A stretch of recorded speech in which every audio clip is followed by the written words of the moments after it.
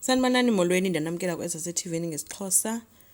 Istory ke ngoHlabangani. uHlabangani ke oko kwakutshintshwa-tshintshwana ngaye eqhutywa ngekiriva ethe kwamanxumalo ibe indoda kamanxumalo uMdlovu imbuyisela kwaMashandu. Bade babizwa ke inkosi ngoba ifuna uqonda into yoba kahle kahle lo tata ungcwatywa xa kutheni. Koko inkosikazi yakhe yathi uyolele uHlabangani wathi angcwatywe kwamanxumalo. Kodwa yena umanxumalo xa ebizwa wathi uMashandu umkelwa zingqondo and ke ngumngane wakhe so uyamnceda. Wabe ke isistory avele esixelele nditsho umyeni wakhe uMdlovu ezoba uMashandu ushiywa zingqondo. Nayo ke indoda yatsho eso story enkosini. Kodwa ke kuphethe ehlaliswa kwindlu kaMsizi ke emfihla ke umanxumalo apho ke ngenye imini uMsizi ethe elele weva uHlabangani ethetha ethi ucela uxolo kuMashandu. Waphuma epuputheka ke ekhwaza unina uMsizi. Xa efika waphuma unina noyise ngobumnyama kunjalo wathi umanxumalo uphuphe kakubi Msizi, hayi uphuphe kakubi mntanam.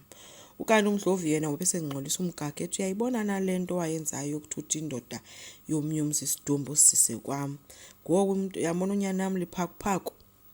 Hayi ke manxumalo hlele kwelo qoqobheke lakhe. uMsizi wabona uba ayikho into azoyenza, makaphinde ayolala nalo mntu, kodwa yena uyambona uba uyaphila. Uke waya ke uMsizi nakulo Nomvelo ke yobaxelela uba uyaphila uHlabangani kodwa bamgxotha. NoNomvelo ethi uyacela angambuyiseli emva ngoba yena seyamkela into butatakhe uswelekile. Uke wazama ke umane emtyisa kodwa wathi ke ngenye imini sazama ukumtyisa waphazanyiswa ngumanxumalo owathi makabize iambulance. Wavuya ke uMsizi ecinga into yoba iambulance ibizelwa uHlabangani kanti ibizelwa uMdlovu usiwa esibhedlele.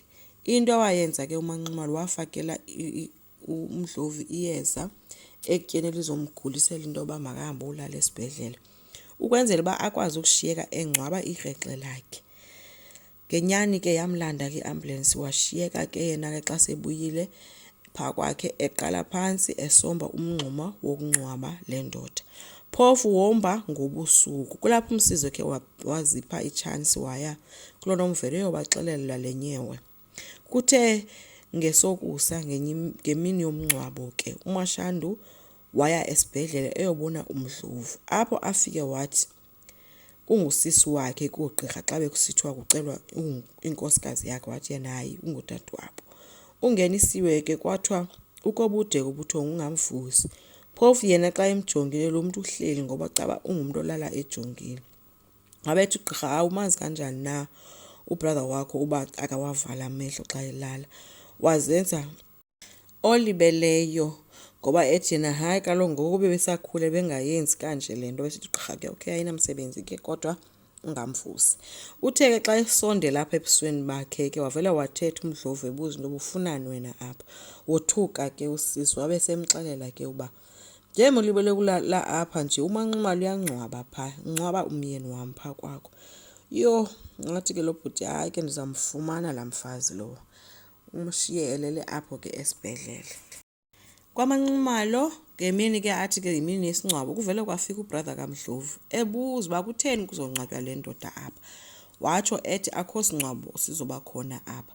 Phofu kugcwele enkundleni ke wabemthuka ke sithi wena uzongcwaba amadoda akho apha yintoni le nto uyenzayo. Ke umanxumalo ngulowo kukhophozayo ke. Kugcwele ke nefemeli kaNomvelo ikhona ilapha. Nonina kaNomvelo ude wabe uyafika kuMashandu ezojonga ke le nto esisingcwabo. Wabuya ke umanxumalo ezotsho uba awusekho ke umngcwabo umisiwe. Bonke ke abantu bothuka. Wathi hayi kodwa usazongcwatywa yena bemka ke. Udicide ukuba ke makayomambela ethafeni ke xa ngabe nako engenokwazi umongcwaba eyadini. uMsizi ke uye wathi ke hayi uzomncedisa ke kule game. Phofu wayekhe wambuza ke uba unina uba kanti umtheni lo mntu ezongcwatywa nguwe. Wathi omnye hayi unceda uMashandu akaphilanga. Bathe ke xa sebegqibela ukomba bethi bayahamba bayothatha isidumbu kwindlu yakhe ke uMsizi. Wabe selede wabiza noNomvelo ke ngoku emxelela into utata wakho uyangcwatywa ke namhlanje ngoba nina anifuni ukumlanda umama uyamfaka emngcwabeni. Bafika singekho ke isidumbu, babangavula ibhokisi asikho, besingekafakwa kade kwakuyo loo bhokisi kuba uthi uManxumalo laa bhokisi ibiyeyokuba akwazi ukuzolisa kakade bezayiphindisa yena ayoyokungcwaba Hlabangani. So uHlabangani udukile, kakaziwa noba umzimkele okanye uthathiwe kwakhona, kodwa ke akakangcwatywa. Vele ke uHlabangani uyaphila. Enkosi, ngicela siqhubeke, subscribe, silike, singakhomenta futhi. Bye.